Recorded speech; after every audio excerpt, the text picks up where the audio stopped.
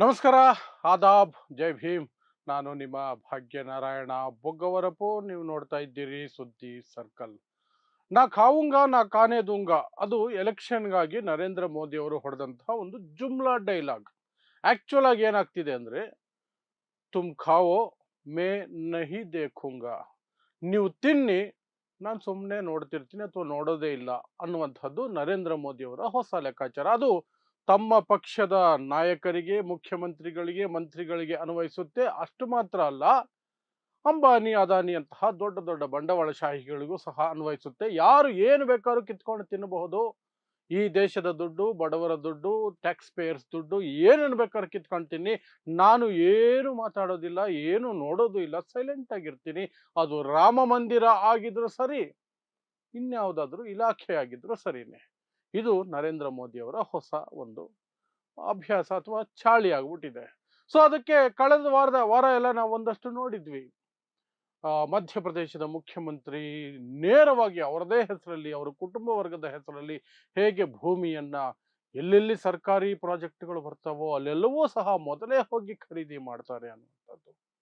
ಬೇರೆ ಬೇರೆ ಇಲಾಖೆಗಳಲ್ಲಿ ನಡೀತಾ ಇರುವಂತಹ ಭ್ರಷ್ಟಾಚಾರದ ಬಗ್ಗೆಯೂ ಸಹ ನಾವು ನೋಡಿದ್ವಿ. ಆದರೆ ಈಗ ಹೊಸ ಪ್ರಕರಣ ಒಂದು ಹೊರಗಡೆ ಬಂದಿದೆ. ಏನಂದ್ರೆ, ಸ್ವತಃ ತನಗೆ ತಾನೇ ಸ್ವತಃ ತನಗೆ ತಾನೇ ಮೋದಿ ಮಂತ್ರಿಯೊಬ್ಬರು ಸಬ್ಸಿಡಿಯನ್ನು ಬಿಡುಗಡೆ ಮಾಡ್ಕೊಂಡಿದ್ದಾರೆ. ಅದು ಸಣ್ಣ ಪುಟ್ಟ ಅಮೌಂಟ್ ಅಲ್ಲ. 99.6 ಲಕ್ಷ ಕೋಟಿ, ಅಂದ್ರೆ ಜಸ್ಟ್ ಒಂಚೂರು ಕಡಿಮೆ, 1 ಕೋಟಿಗೆ 1 ಕೋಟಿ ರೂಪಾಯಿಗಳಷ್ಟು ಸಬ್ಸಿಡಿಯನ್ನ ತಮ್ಮದೇ ಇಲಾಖೆಯಿಂದ ತಮ್ಮದೇ ಭೂಮಿಗೆ ತಾವೇ ರಿಲೀಸ್ ಮಾಡ್ಕೊಂಡಿದ್ದಾರೆ. ಕೇಳಿದ್ರೆ ನಾನು ಸಹ ರೈತ ಅಂತ ಹೇಳ್ತಾರೆ. ಸೊ ಏನಿದು ಪ್ರಕರಣ? ಯಾರದು ಆ ಪುಣ್ಯಾತ್ಮ, ಮಹಾನ್ ವ್ಯಕ್ತಿತ್ವ? ಅಲ್ಲೊಂದು ಕಾನ್ಫ್ಲಿಕ್ಟ್ ಆಫ್ ಇಂಟ್ರೆಸ್ಟ್ ಅಂತ ಬರುತ್ತಲ್ಲ. ನೀವು ಆ ಹುದ್ದೆಯಲ್ಲಿದ್ದಾಗ, ಅದೇ ಇಲಾಖೆಯಲ್ಲಿದ್ದಾಗ ನಿಮಗೆ ನೀವೇ ಸ್ಯಾಂಕ್ಷನ್ ಮಾಡ್ಕೊಳ್ಳೋದು ಸರಿಯಲ್ಲ ಅನ್ನೋದು ಸಂವಿಧಾನಬದ್ಧವಾಗಿ ನೀವು ಪ್ರಮಾಣ ವಚನ ಸ್ವೀಕರಿಸಿರೋದು. ಅದನ್ನು ಧಿಕ್ಕರಿಸಿ ಮಾಡಿರುವಂತಹ ಆ ಒಂದು ಘಟನೆ, ಪ್ರಕರಣ, ಆ ಪುಣ್ಯಾತ್ಮ, ಆತನ ಹೆಸರು, ಏನು ವಿವರ ಎಲ್ಲವನ್ನು ತಿಳಿಸೋ ಪ್ರಯತ್ನ ಮಾಡ್ತೀನಿ. ಸೊ ರಾಜಸ್ಥಾನದಲ್ಲಿ ಒಂದು ಸೌತೆಕಾಯಿ ಬೆಳೆಯುವಂತಹ ಸಾಮಾನ್ಯ ರೈತ, ಪಾಪ ಇವರು ತುಂಬಾ ಸಾಮಾನ್ಯರು. ಎಷ್ಟು ಸಾಮಾನ್ಯರು ಅಂದ್ರೆ, ಮೋದಿ ಸಂಪುಟದಲ್ಲಿ ರಾಜ್ಯ ಸಚಿವರಾಗಿ ಕೆಲಸ ಮಾಡ್ತಾ ಇದ್ದಾರೆ. ಯಾವುದರಲ್ಲಿ? ಕೃಷಿ ಇಲಾಖೆಯಲ್ಲಿ. ಕೃಷಿ ಇಲಾಖೆಗೆ ನಮ್ಮ ದೇಶಕ್ಕೆ ಒಬ್ಬರು ಸಚಿವರಿದ್ದಾರೆ. ಅವರ ಹೆಸರು ಶಿವರಾಜ್ ಸಿಂಗ್ ಚೌಹಾಣ್ ಅಂತ. ಅವರಿಗೆ ಅಸಿಸ್ಟೆಂಟ್ ಆಗಿ ರಾಜ್ಯ ಸಚಿವರಾಗಿ ಕೆಲಸ ಮಾಡ್ತಿರೋಂಥವ್ರು ಭಗೀರಥ್ ಚೌಧರಿ. ಈ ಭಗೀರಥ್ ಚೌಧರಿ ಅವರು ಸೌತೆಕಾಯಿಯನ್ನು ಬೆಳೀತಾರೆ. ಅಥವಾ ಸಬ್ಸಿಡಿಗಾಗಿಯೇ ಸೌತೆಕಾಯಿ ಬೆಳೆದ್ರು ಏನೋ ಗೊತ್ತಿಲ್ಲ, ಒಟ್ಟಿನಲ್ಲಿ ಸೌತೆಕಾಯಿಯನ್ನು ಬೆಳೆದಿದ್ದಾರೆ.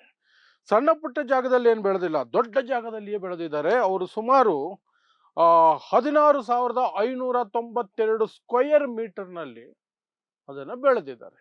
ಸೊ ಅವರಿಗೆ 2 ಕೋಟಿಯವರೆಗೆ, ಹತ್ತತ್ರ 2 ಕೋಟಿಯವರೆಗೆ ಖರ್ಚು ಬಂದಿದೆಯಂತೆ. ಸೊ ಅದೇ ಒಂದು ಇಲಾಖೆಯಲ್ಲಿ ಒಂದು ಸ್ಕೀಮ್ ಇದೆ, ತೋಟಗಾರಿಕೆ ಇಲಾಖೆಯಲ್ಲಿ ಒಂದು ಸ್ಕೀಮ್ ಇದೆ. ಆ ಸ್ಕೀಮಿನ ಅಡಿಯಲ್ಲಿ ನೀವು ಖರ್ಚು ಮಾಡಿದ್ದರ 50% ಸಬ್ಸಿಡಿಯಾಗಿ ನಿಮಗೆ ಕೊಡಲಾಗುವುದು ಅಂತ. ಸೊ ಇವರು ಹತ್ತತ್ರ 2 ಕೋಟಿ ರೂಪಾಯಿ ಖರ್ಚು ಮಾಡಿದಾರಲ್ಲ, ಅದರ ಲೆಕ್ಕದ ಮೇಲೆ ಅವರೇ ತಮ್ಮ ಒಂದು ತೋಟದಲ್ಲಿ ಬೋರ್ಡ್ ಹಾಕೊಂಡಿದ್ದಾರೆ. ನಿಯಮದ ಪ್ರಕಾರ ನಾನು ಈ ತೋಟಕ್ಕಾಗಿ ಸರ್ಕಾರದ ಒಂದು ಯೋಜನೆಯ ಅಡಿಯಲ್ಲಿ 99.6 ಲಕ್ಷ ರೂಪಾಯಿಗಳನ್ನ ಸಬ್ಸಿಡಿಯಾಗಿ ಪಡ್ಕೊಂಡಿದ್ದೀನಿ ಅಂತ ಹೇಳಿ, ಅವರ ಹೆಸರಲ್ಲೇ ಇರುವಂತಹ ತೋಟದಲ್ಲಿ ಸೌತೆಕಾಯಿ ಬೆಳೆದು ಆ ಬೋರ್ಡ್ ಅನ್ನ ರಾಜಾರೋಷವಾಗಿ ಹಾಕೊಂಡಿದ್ದಾರೆ. ಈಗ 2 ಪ್ರಶ್ನೆ ಬರುತ್ತೆ. ಒಂದು, ಇದನ್ನ ಇವರು ಯಾವ ರೀತಿ ಮಾಡಿಸ್ಕೊಂಡ್ರು ಅನ್ನೋದು ಅದನ್ನು ವಿವರಿಸ್ತೀನಿ. ಎರಡನೇದು, ಮಂತ್ರಿಯಾದ ತಕ್ಷಣ ಅವರು ಸಬ್ಸಿಡಿ ಪಡ್ಕೋಬಾರ್ದಾ? ಅವರು ರೈತರೇ ತಾನೆ. ಆದ್ರೆ ಅದರ ಹಿಂದೆ ಏನೇನಿದೆ ಅನ್ನೋದನ್ನು ಸಹ ವಿವರಿಸ್ತೀನಿ. ಸೊ ನಾನು ಹೇಳದಂಗೆ, ನ್ಯಾಷನಲ್ ಹಾರ್ಟಿಕಲ್ಚರ್ ಬೋರ್ಡ್ ಅನ್ನುವಂಥದ್ದು ಒಂದು ಬೋರ್ಡ್ ಇದೆ. ಅದರಲ್ಲಿ ಕ್ಯಾಪ್ಸಿಕಮ್, ಸೌತೆಕಾಯಿ, ಟೊಮೊಟೊ ಮತ್ತು 8 ವಿಧದ ಹೂವುಗಳಿಗೆ ಸಬ್ಸಿಡಿಯನ್ನು ಕೊಡಲಾಗುತ್ತೆ 50% ವರೆಗೆ. ಮ್ಯಾಕ್ಸಿಮಮ್ 1 ಕೋಟಿ. ಅಂದ್ರೆ ನೀವು 10 ಕೋಟಿಗೆ ಬೆಳೆದ್ಬಿಟ್ಟು 50% ಕೊಡಿ ಅಂದ್ರೆ ಕೊಡೋದಿಲ್ಲ. ಮ್ಯಾಕ್ಸಿಮಮ್ 1 ಕೋಟಿ ಅಂದ್ರೆ 2 ಕೋಟಿಯವರೆಗೆ ನೀವು ವ್ಯಯ ಮಾಡಿದ್ದೀನಿ ಅಂತ ಲೆಕ್ಕ ತೋರಿಸಿದ್ರೆ, ಅದರಲ್ಲಿ 50% 1 ಕೋಟಿ, ಅದಕ್ಕಿಂತ ಹೆಚ್ಚಿಗೆ ನೀವು ಎಷ್ಟೇ ಖರ್ಚು ಮಾಡಿದ್ರು ಕೊಡೋದಿಲ್ಲ. ಸೊ ಅದಕ್ಕೆ ಸರಿಯಾಗಿ ಹೊಂದುವ ರೀತಿಯಲ್ಲಿ 1 ಕೋಟಿ ಎಕ್ಸಾಕ್ಟ್ ಆಗಿ ಬರಬಾರ್ದಲ್ಲ, ಅದಕ್ಕೆ 99.6 ಲಕ್ಷ ಬರುವ ಹಾಗೆ. 99.6 ಲಕ್ಷ. ಈ 99.6 ಲಕ್ಷ ಅಂತ ಇವ್ರು ಬೋರ್ಡ್ ಹಾಕೊಂಡಿದಾರಲ್ಲ, ಅದರಲ್ಲೊಂದು ಲೆಕ್ಕದ ಕನ್ಫ್ಯೂಷನ್ ಇದೆ. ಏನು ಅಂದ್ರೆ, ಈ ನ್ಯಾಷನಲ್ ಹಾರ್ಟಿಕಲ್ಚರ್ ಬೋರ್ಡ್ ಇವರು ಏನು ಉಪಾಧ್ಯಕ್ಷರಾಗಿ ಕೆಲಸ ಮಾಡ್ತಾರಲ್ಲಿ, ಕೇಂದ್ರ ರಾಜ್ಯ ಸಚಿವರಾಗಿ ಪ್ಲಸ್ ಇಲ್ಲಿ ಉಪಾಧ್ಯಕ್ಷರಾಗಿರೋದು, ಇವರ ಉಪಾಧ್ಯಕ್ಷತೆಯಲ್ಲಿರುವ ಬೋರ್ಡೇನೆ ಇವ್ರಿಗೆ ಸಬ್ಸಿಡಿ ಕೊಟ್ಟಿರೋದು. ಸೊ ತಮಗೆ ತಾವೇ ಸಬ್ಸಿಡಿಯನ್ನ ಅಪ್ಲಿಕೇಶನ್ ಹಾಕೊಂಡು ಅವರೇ ಅಪ್ರೂವ್ ಮಾಡ್ಕೊಂಡು ಅವರೇ ರಿಲೀಸ್ ಮಾಡ್ಕೊಂಡು ಅವರೇ ತಗೊಂಡಿದ್ದಾರೆ ದುಡ್ಡು. ಪಾಪ ನೋಡಿ, ಬೇರೆಯವ್ರಿಗೆ ಶ್ರಮ ಕೊಡಬಾರ್ದಲ್ವಾ, ಬೇರೆಯವ್ರಿಗೆ ಯಾರಿಗೂ ಶ್ರಮ ಆಗ್ಬಾರ್ದು, ಕ್ಲರ್ಕ್ಗೆ ಇವ್ರಿಗೆಲ್ಲ ಆಗ್ಬಾರ್ದಲ್ವಾ. ಬೇರೆ ಯಾವುದೋ ಡಿಪಾರ್ಟ್ಮೆಂಟ್ಗೆ ಹಾಕಿ ಅವರೆಲ್ಲ ಆ ಮಿನಿಸ್ಟ್ರಿಗೆಲ್ಲ ತೊಂದರೆ ಕೊಟ್ಟು ಅವ್ರಿಗೆ ಕೆಲಸ ಕೊಡೋದಕ್ಕೆ, ನಮ್ಮದೇ ಇಲಾಖೆಯಲ್ಲಿ ಇರುವಂಥ ವಿಚಾರಕ್ಕೆ ನಾವು ಬೆಳೆದು ನಾವೇ ಅಪ್ಲಿಕೇಶನ್ ಹಾಕಿ ನಾವೇ ಅಪ್ರೂವಲ್ ಕೊಟ್ಕೊಂಡು ನಾವೇ ರಿಲೀಸ್ ಮಾಡಿಕೊಂಡ್ರೆ ಅದು ಆತ್ಮನಿರ್ಭರ. ಇದು ನಿಜವಾದ ಆತ್ಮನಿರ್ಭರ. ಸೊ ಅಲ್ಲಿ ಲೆಕ್ಕದಲ್ಲಿ ಏನ್ ಸಮಾಚಾರ ಅಂತಂದ್ರೆ, ಈ ಹಾರ್ಟಿಕಲ್ಚರ್ ಬೋರ್ಡ್ ಇದೆಯಲ್ಲ, ಅದರ ದಾಖಲೆಗಳ ಪ್ರಕಾರ 99.03 ಲಕ್ಷ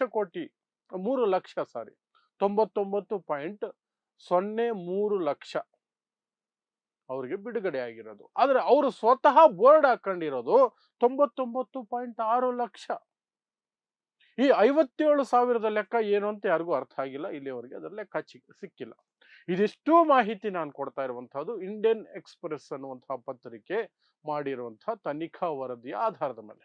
ಇಂಡಿಯನ್ ಎಕ್ಸ್‌ಪ್ರೆಸ್ ಅಲ್ಲಿ ದಾಖಲೆಗಳ ಸಮೇತವಾಗಿ ಈ ಗೋಟಾಲ ಅಥವಾ ಈ ತನಗೆ ತಾನೇ ಬಿಡುಗಡೆ ಮಾಡಿಕೊಂಡು ತನಗೆ ತಾನೇ ಅಪ್ಲೈ ಮಾಡ್ಕೊಂಡು ತನಗೆ ತಾನೇ ದುಡ್ಡು ತಗೊಂಡಿರೋ, ಸಬ್ಸಿಡಿ ತಗೊಂಡಿರುವ ಲೆಕ್ಕಾಚಾರದ ಪ್ರಕರಣವನ್ನ ಇಂಡಿಯನ್ ಎಕ್ಸ್‌ಪ್ರೆಸ್ ಪತ್ರಿಕೆ ಹೊರಗಡೆ ತಂದಿದೆ.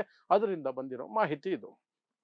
ಸೊ ಆ 57,000 ಹೇಗೆ ಬಂತು ಗೊತ್ತಿಲ್ಲ, ಯಾಕಂದ್ರೆ ಬಿಡುಗಡೆ ಮಾಡಿರೋದು ಇಷ್ಟು ಅಂತ ಸರ್ಕಾರಿ ದಾಖಲೆಗಳು ತೋರಿಸ್ತಾ ಇದೆ. ಇವರು 57,000 ಎಕ್ಸ್ಟ್ರಾ ತೋರಿಸಿ ಒಂದು ಬೋರ್ಡ್ ಹಾಕೊಂಡಿದ್ದಾರೆ. ಬೋರ್ಡ್ ಹಾಕಬೇಕಾಗಿರೋದು ನಿಯಮದ ಪ್ರಕಾರ ಇದೆ. ಯಾವುದೇ ರೈತ ಸಬ್ಸಿಡಿ ಪಡ್ಕೊಂಡ್ರೆ ಅಲ್ಲೊಂದು ಬೋರ್ಡ್ ಹಾಕೊಳ್ಬೇಕಾಗತ್ತೆ, ಇಷ್ಟು ಸಬ್ಸಿಡಿಯನ್ನ ಈ ಬೆಳೆಗೆ ಅಥವಾ ಈ ಭೂಮಿಗೆ ನಾನು ತಗೊಂಡಿದ್ದೀನಿ ಅನ್ನೋದನ್ನ ಹಾಕಬೇಕು. ಇವರು ಹಾಕೊಂಡಿದ್ದಾರೆ, ನನ್ನ ಹೆಸರು ಇದು, ಅವರದೇ ಹೆಸರು, ಇಷ್ಟು ಸಬ್ಸಿಡಿ 99.6 ಆದ್ರೆ 99.03 ಅಂತ ಸರ್ಕಾರಿ ದಾಖಲೆಗಳು ಚೆಕ್ ತೋರಿಸ್ತಾ ಇರೋದು. ಸೊ ಅದಿರ್ಲಿ. ಸೊ ಅವ್ರೇನ್ ಮಾಡ್ಕೊಂಡಿದ್ದಾರೆ, ಆ ರೀತಿಯಾಗಿ ಒಂದಷ್ಟು ಬಿಡುಗಡೆ ಮಾಡ್ಕೊಂಡಿದ್ದಾರೆ. ಸೊ ಅವ್ರಿಗೆ ಅವರೇ ಮಾಡ್ಕೊಂಡಿರೋದು. ಇನ್ನು ಬರೋ ಪ್ರಶ್ನೆ, ಮುಖ್ಯವಾದ ಪ್ರಶ್ನೆ, ಆ ವ್ಯಕ್ತಿನೇ ಕೇಳ್ತಿರೋ ಪ್ರಶ್ನೆ, ಆ ರಾಜ್ಯ ಮಂತ್ರಿನೇ ಕೇಳ್ತಿರುವಂತಹ ಪ್ರಶ್ನೆ ಏನು ಅಂದ್ರೆ, ನಾನು ಮಂತ್ರಿ ಅದೇ ಅನ್ನೋ ಒಂದು ಕಾರಣಕ್ಕಾಗಿ ನನ್ನ ಕಸುಬನ್ನು ಬಿಡಕ್ಕಾಗತ್ತಾ? ನಾನು ರೈತ, ಬೆಳೆದಿದ್ದೀನಿ, ನನಗೆ ಸಬ್ಸಿಡಿ ಬರಬೇಕು, ಸರ್ಕಾರಿ ಇದರ ಪ್ರಕಾರ ಬಂದಿದೆ, ಇದರಲ್ಲಿ ಏನ್ ತಪ್ಪು? ನಿಮ್ಮಲ್ಲೂ ಈ ಪ್ರಶ್ನೆ ಬರಬಹುದು. ರೈತ ತಾನೆ, ಮಿನಿಸ್ಟರ್ ಆಗಿದ ತಕ್ಷಣ ರೈತ ಅಲ್ಲದೆ ಹೋಗಲ್ವಲ್ಲ, ಬೆಳೆದಿದ್ದಾನೆ, ತಗೊಂಡಿದ್ದಾನೆ ಸಬ್ಸಿಡಿ, ವಾಟ್ ಇಸ್ ರಾಂಗ್ ಅಂತ. ಇಲ್ಲೇ ಬರೋದು ಅಲ್ಲೊಂದು ವಿಶೇಷತೆ, ಟ್ವಿಸ್ಟ್ ಏನು ಅಂದ್ರೆ, ಬೆಳೆದವರು ಎಲ್ರಿಗೂ, ಅಪ್ಲಿಕೇಶನ್ ಹಾಕಿದವರು ಎಲ್ರಿಗೂ ಸಬ್ಸಿಡಿ ಸಿಗೋದಿಲ್ಲ. ಇವರಿಗೆ ಕೇವಲ 14 ದಿನಗಳಲ್ಲಿ ಸಬ್ಸಿಡಿ ಸಿಕ್ಬಿಡ್ತು.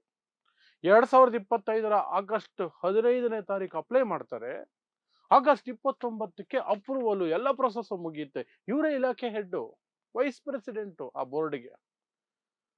ಅದ್ರಲ್ಲಿ ಏನ್ ತಪ್ಪು? ಅವ್ರದ್ದು ಎಲ್ಲ ಸರಿ ಇರ್ಬೋದು ದಾಖಲೆಗಳು ಅನ್ನೋದಾದ್ರೆ, ಈ ಹಿಂದೆ 2018ರಲ್ಲಿ 2 ಬಾರಿ, ಒಂದು ಬಾರಿ ಇವರು ಸ್ವತಃ ಖುದ್ದು ಇವರ ಹೆಸರಲ್ಲೇ, ಇನ್ನೊಂದು ಬಾರಿ ಇವರ ಮಗ ಅಪ್ಲಿಕೇಶನ್ ಹಾಕಿದ್ರು ಅದೇ ರೀತಿ ಸಬ್ಸಿಡಿಗೆ.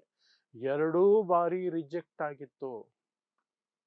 2018ರಲ್ಲಿ ಇವರು ಹಾಕಿದ ಅಪ್ಲಿಕೇಶನ್ ಸಹ ಸಮರ್ಪಕ ದಾಖಲೆಗಳು ಇಲ್ಲ ಅಂತ ರಿಜೆಕ್ಟ್ ಆಗಿತ್ತು.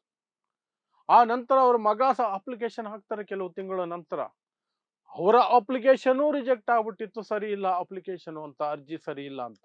ಸೊ ಹೀಗೆ ಇವರು ಹಾಕದಾಗೆಲ್ಲ ರಿಜೆಕ್ಟ್ ಆಗ್ತಾ ಬರ್ತಿದ್ದಂತಹ ಒಂದು ಅಪ್ಲಿಕೇಶನ್ ಅಥವಾ ಒಂದು ಅರ್ಜಿ, ಅದೇ ಸಬ್ಸಿಡಿ ಅದೇ ಇಲಾಖೆಯಿಂದ ಕೇವಲ 14 ದಿನಗಳಲ್ಲಿ, ಅರ್ಜಿ ಸಲ್ಲಿಸಿದ ಕೇವಲ 14 ದಿನಗಳಲ್ಲಿ ಹತ್ತತ್ರ 1 ಕೋಟಿ ರೂಪಾಯಿಗಳ ಸಬ್ಸಿಡಿ ಬಿಡುಗಡೆ ಆಗುತ್ತಲ್ಲ, ಅದು ಟ್ವಿಸ್ಟ್. ನೀವು ರೈತರೇ ಸರಿ, ಆದರೆ ಈ ಹಿಂದೆ ಆಗದ್ದು ಈಗ ಕೇವಲ 14 ದಿನಗಳಲ್ಲಿ ನೀವು ಮಂತ್ರಿಯಾಗಿರುವ ಇಲಾಖೆಯಿಂದಲೇ ಅಷ್ಟು ಸುಲಭವಾಗಿ, ನೀವು ಉಪಾಧ್ಯಕ್ಷ ಆಗಿರುವಂತಹ ಬೋರ್ಡ್ ಕಡೆಯಿಂದಲೇ ಅಷ್ಟು ಸುಲಭವಾಗಿ ಆಗಿದೆಯಲ್ಲ, ಅದು ಪ್ರಶ್ನೆ, ಅದು ಪ್ರಶ್ನೆ. ಸೊ ಅಲ್ಲಿಗೆ ನಿಮ್ಗೆ ಉತ್ತರ ಸಿಕ್ಕಿರ್ಬೋದು ಹೇಗೆ ಆಗಿರಬಹುದು ಅನ್ನುವಂಥದ್ದು.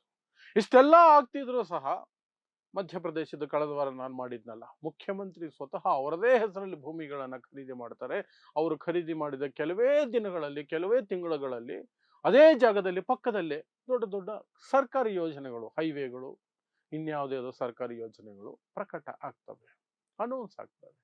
ಆ ಪ್ರಕರಣದ ವಿಚಾರವಾಗಿ ಆಗಿರಬಹುದು, ರಾಮ ಮಂದಿರದಲ್ಲಿ ಏನು ಲೂಟಿ ನಡೆದಿದೆ ಅಂತ ದೊಡ್ಡ ರಾದ್ಧಾಂತ ಆಗ್ತಿದೆ ಆ ಪ್ರಕರಣದಲ್ಲಿ ಆಗಿರಬಹುದು, ಅಥವಾ ಇನ್ಯಾವುದೇ ಇಲಾಖೆಯಲ್ಲಿ ಬರುವಂತಹ ಯಾವುದೇ ಒಂದು ರೀತಿಯಾದ ಭ್ರಷ್ಟಾಚಾರದ ಪ್ರಕರಣ ಆಗಿರ್ಬೋದು, ಅಥವಾ ಈ ಪ್ರಕರಣ ಭಗೀರಥ ಚೌಧರಿ ಇವರು MOS ರಾಜ್ಯ ಸಚಿವರು ಕೃಷಿ ಇಲಾಖೆ, ಅವರದೇ ಇಲಾಖೆಯಿಂದ ಅವರೇ ಸಬ್ಸಿಡಿ ಬಿಡುಗಡೆ ಮಾಡಿಕೊಂಡಿರೋ ಪ್ರಕರಣ ಆಗಿರಬಹುದು. ನಾ ಖಾವುಂಗಾ ನಾ ಖಾನೆ ದೂಂಗಾ ಅನ್ನುವಂತಹ ಪ್ರಧಾನಮಂತ್ರಿಗಳು ಚಕಾರ ಎತ್ತಾರೆ, ಮಾತೇ ಇಲ್ಲ ಪಾಪ. ಕಣ್ಣು ಕಾಣಿಸಲ್ಲ, ಕಿವಿನೂ ಕೇಳಿಸಲ್ಲ. ಇಂತಹ ವಿಚಾರಗಳು ಬಂದಾಗ ಮೋದಿಗೆ ಪುರ್ರ ಅಂತ ಯಾವ್ದಾದ್ರು ಒಂದು ದೇಶಕ್ಕೆ ಹಾರ್ಬಿಡ್ತಾರೆ. ಇವಾಗ ಯಾವ್ದೋ ಒಂದು ದೇಶಕ್ಕೆ ಹೋಗ್ಬಿಟ್ಟವ್ರೆ, ಅಲ್ಲಿ 15 ಲಕ್ಷ ಅಂತೆ, ಅಷ್ಟೇ ಅಂತೆ ಪಾಪ್ಯುಲೇಷನ್. ಇಡೀ ದೇಶದ ಪಾಪ್ಯುಲೇಷನ್ 15 ಲಕ್ಷ. ನಮಗಿಲ್ಲಿ ಸಿಟಿಗಳಲ್ಲಿ ಒಂದು ಏರಿಯಾದಲ್ಲಿ ಇರ್ತಾರೆ 15 ಲಕ್ಷ. ಅಲ್ಲಿ ಹೋಗಿ ಅಲ್ಲಿನ ಅತ್ಯಂತ ಉನ್ನತ ಗೌರವ ಪದವಿ, ಉನ್ನತ ಗೌರವ ಪ್ರಶಸ್ತಿ ಸ್ವೀಕಾರ ಮಾಡ್ತಿದ್ದಾರೆ ನಮ್ಮ ನರೇಂದ್ರ ಮೋದಿ ಅವರು. ಆದ್ರೆ ಇಲ್ಲಿ ಎಲ್ಲ ಆಗ್ತಿದೆ, ಇದನ್ನೆಲ್ಲ ಗಮನಿಸೋದಕ್ಕೆ, ಇದಕ್ಕೆ ಪ್ರತಿಕ್ರಿಯೆ ಕೊಡೋದಕ್ಕೆ ಯಾವುದಕ್ಕೂ ಸಮಯ ಇರಲ್ಲ, ಯಾವುದಕ್ಕೂ ಸಮಯ ಇರಲ್ಲ. ಅದೇ ರಾಮ ಮಂದಿರಕ್ಕೆ ನಾಳೆ ಬೆಳಗ್ಗೆ ಕರೀರಿ, ಯಾವುದೋ ಒಂದು ಯಾಗ ಇದೆ, ಯಜ್ಞ ಇದೆ, ಪೂಜೆ ಇದೆ ಅಂತ ಹೋಗಿ ಕೂತ್ಕೊಳ್ತಾರೆ. ನಾನೇ ಹೆಡ್ಡು, ನನ್ನಿಂದಾನೇ ದೇವಸ್ಥಾನ, ನನ್ನಿಂದಾನೇ ಅಯೋಧ್ಯ, ನನ್ನಿಂದಾನೇ ಹಿಂದೂಗಳು ಅನ್ನೋ ರೀತಿಯಲ್ಲಿ ಹೋಗಿ ಕೂತ್ಕೊಳ್ತಾರೆ. ರಾಮ ಮಂದಿರದಲ್ಲಿ ಲೂಟಿ ಆಯ್ತಲ್ಲ, ವಾಟ್ ಹ್ಯಾಪನ್ ಅಂದ್ರೆ ನೋ ನೋ ನೋ ನೋ, ಅದ್ರ ಬಗ್ಗೆ ನನಗೆ ಕಣ್ಣು ಕಾಣಲ್ಲ, ಕಿವಿನೂ ಕೇಳಿಸಲ್ಲ. ನನಗೆ ಫಾರಿನ್ ಟ್ರಿಪ್ ಇದೆ, I am going, I enjoy, come back ಅಷ್ಟೇ. ಸೊ ಇದು ಹೊಸ ಹಗರಣ ಅಂತಲೇ ಹೇಳಬೇಕಾಗುತ್ತೆ. ಯಾಕಂದ್ರೆ ಯಾವತ್ತೂ ಅಪ್ರೂವ್ ಆಗದ ಅಪ್ಲಿಕೇಶನ್ಗಳು ಇವರು ಮಂತ್ರಿ ಆದ್ಮೇಲೆ ಅದೇ ಇಲಾಖೆಯಿಂದ ಅಷ್ಟು ಸುಲಭಕ್ಕೆ 14 ದಿನಕ್ಕೆ ಸರ್ಕಾರಿ ಯೋಜನೆಗಳು ಅಪ್ರೂವ್ ಆಗೋದಿದೆಯಲ್ಲ, 14 ದಿನಕ್ಕೆ, ಅದು ಮಿರಾಕಲ್ ಪವಾಡ. ಅದರ ಕುರಿತಾದಂತಹ ವಿವರಗಳು.